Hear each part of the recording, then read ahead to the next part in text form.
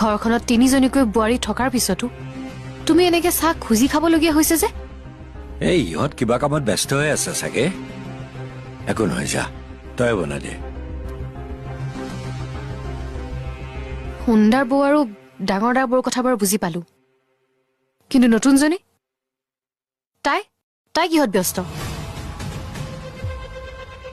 তাইতো তোমাক সময়মতে খোৱা বোৱাৰ যোগান ধৰিব পাৰে।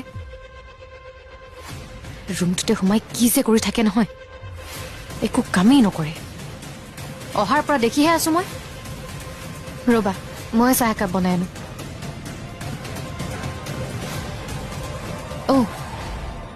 তোমাৰ নাম লওঁতেই দেখা দিম। কাম নাছিল বাবেহে ৰুমত সোমাই আছিলো। মোৰ এনেই ইফাল সিফাল কৰি থকাৰ স্বভাৱ নাই, আৰু কাৰো বদনামো গাই ফুৰা নাই।